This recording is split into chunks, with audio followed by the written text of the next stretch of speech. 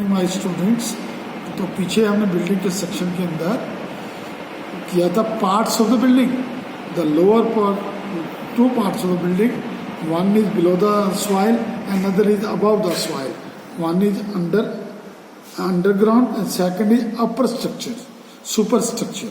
तो आज हम डिस्कस करते हैं फाउंडेशन, लोअर पोर्शन, जो नीचे जिसके ऊपर सारी बिल्डिंग का लोड आता है। The portion of the structure which transmit the load from the upper structure to the underlying soil is refer as a foundation. जो नीचे की अंडरलाइंग सॉइल है उसके ऊपर सारे का सारा लोड बिल्डिंग का, अपर स्ट्रक्चर का लोड है, वो ट्रांसफर करता है। अब लोड आपको पता है लोड कौन कौन से होते हैं बिल्डिंग के अंदर, it is very important. Building के अंदर लोड्स भी हैं, स्ट्रेसेस भी पड़ते हैं बिल्डिंग में। लोड कौन कौन से होते हैं? डेड लोड, जो उसके जिससे बिल्डिंग बनाई जाती है, मटेरियल बनाई जाती है, जैसे cement, sand, steel, bricks, stone etcetera. These are the dead load. Live load जिसके अंदर हम रहते हैं, हम हैं, हमारा सामान है, जैसे पीपल्स, या सामान के अंदर फ्रिज है, कार है, वो सारा का सारा लोड उसी फाउंडेशन के ऊपर आता है। तो उसके बाद होता है विंड लोड, हवा का लोड। आपने देखा होगा तेज हवा चलती है तो पेड़ तक उड़ जाते हैं, उस हवा के प्रेशर के अंदर लोड होता है। हम जब बिल्डिंग की दीवार बनाते हैं उसको कंसीडर करते हैं कि विंड का इतना लोड उस दीवार के ऊपर आएगा। उसके बाद आता है snow load, seismic load, impact load. ये लोड्स हैं जिसको हम टोटल कैलकुलेशन कर लेते हैं, हम निकाल लेते हैं स्ट्रक्चर का कितना लोड बनता है।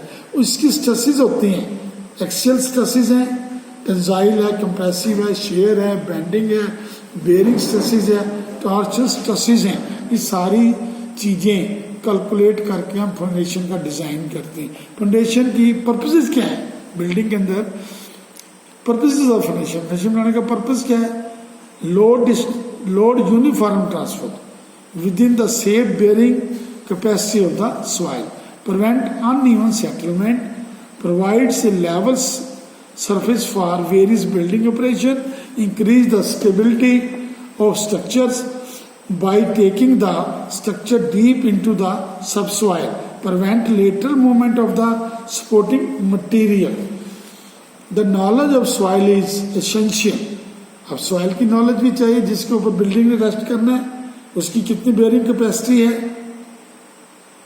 तो उसके अकॉर्डिंगली हम इसका फाउंडेशन का डिजाइन करते हैं। बेयरिंग कैपेसिटी तो सॉइल का यूनिट होता है area, load per unit area, load per unit area, kg oblique centimetre square या kilo newton oblique centimetre square. इस तरह से हम एरिया निकाल, बेयरिंग कैपेसिटी निकाल लेते हैं। अब आ जाता है type of the foundation. Foundation के टाइप कितने होते हैं?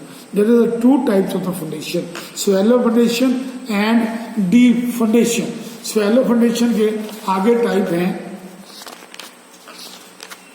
स्वैलो फाउंडेशन के आगे टाइप होते हैं wall footing, isolating footing, combined footing, raft footing, inverted arch footing, grillage footing. It's all depends upon the bearing capacity as well as load of the structure, इसका and site condition of the building. जहाँ कहीं dampness है, कहीं पर kind of soil differ है, वहां पर हमारी फाउंडेशन का डिजाइन भी डिफर हो जाता है। हमारा लोड है, बहुत बड़ा टावर है, तो हमें उस टावर की फाउंडेशन बनाने के लिए ग्रिलिश फाउंडेशन करनी पड़ती है। यह है ग्रिल्स फाउंडेशन। इस फाउंडेशन के अंदर स्टील डाला जाता है, बड़ी बड़ी प्लेटें डालते हैं। इन्वर्टेड फुटिंग, जहाँ पर ब्रिजेस होते हैं वहां पर हम एक्सकेवेशन प्रॉपर वे से नहीं हो पाती, पानी होता है, अनवर्टेड वहां पर फुटिंग करते हैं। आगे चलती है डीप फाउंडेशन, जहां पर केवल स्ट्रैटे जो अर्थ के हैं वो स्ट्रैटा डिफरेंट स्ट्रैटा के अंदर आता है। हर स्ट्रैटे की बेयरिंग कैपेसिटी लग गया। पहले हम एक पिट लगाते हैं, पिट लगाने के बाद देखते हैं कि स्ट्रैटे का बेयरिंग कैपेसिटी कितनी, सैंड की लग गया, क्ले की लग गया, ग्रेवल की अलग है। जिस हार्ड स्ट्रैटा होता है उस स्ट्रैटे से डीप है तो हम डीप एक्सकेवेशन करनी पड़ेगी, तो उस हार्ड स्ट्रैटे के ऊपर हमने फाउंडेशन बनानी पड़ेगी ताकि हमारा जो लोड है उस हार्ड स्ट्रैटे के ऊपर जाए और हार्ड स्ट्रैटा बीच बीच में सेटल ना हो। उसके लिए हम डीप फाउंडेशन करते हैं। डीप फाउंडेशन के टाइप्स हैं pile foundation, well foundation. Pile foundation, हम फाउंडेशन के नीचे पाइल्स लगा देते हैं और पाइल्स को उस डेप्थ तक लगाते हैं जहाँ वो नीचे हार्ड स्ट्रैटे के ऊपर वो स्टैंड करते हैं। ऊपर वाला ट्रांसमिशन लोड वो हार्ड स्ट्रैटे को अपना ट्रांसफर करते हैं। उसके बाद आ जाता है classifications of the piles. Piles की डिफरेंट क्लासिफिकेशंस हैं। And bearing piles, frictional piles जिस मटेरियल से बनी होती हैं, फ्रिक्शनल पाइल ऐसे होती हैं, बेयरिंग पाइल इस टाइप से होती हैं। और उसके बाद जिस मटेरियल की पाइल्स बनी होती हैं उसकी क्लासिफिकेशन ढंग से कर देते हैं। Steel pipe, RCC pipe, piles, timber piles, different type की पाइल्स होती हैं। नेक्स्ट आ जाता है वेल फाउंडेशंस। वेल फाउंडेशंस भी डीप फाउंडेशन का एक पार्ट है, उसी की एक क्लासिफिकेशन है। वेल की तरह जैसे वेल होता है, कुआं होता है, उस ढंग से चारों तरफ से कंक्रीट लगाकर हम नीचे उसको सिंक करते हैं। सिंकिंग करने के बाद हार्ड स्टैटिक के ऊपर उसको रेस्ट कर देते हैं और उसके अंदर जो हॉलो पोर्शन होता है उसके अंदर हम सैंड वगैरह फिलिंग कर देते हैं। इसको हम कहते हैं वेल फाउंडेशन, या स्केच के अंदर दिखा रखा है। यहाँ से कंक्रीटिंग से प्लगिंग कर दी गई, ये पूरा का पूरा वेल है। ये ब्रिजेस के केस के अंदर जब पानी का बहाव नदियों में चलता रहता है वहाँ हम वेल फाउंडेशन को रिकमेंड करते हैं। ये था आपका रिगार्डिंग फाउंडेशन, जो कितने टाइप की आपकी फाउंडेशन थी इसके बारे में। अब इसको कैसे तैयार किया जाता है, फाउंडेशन को कैसे तैयार किया जाता है। फाउंडेशन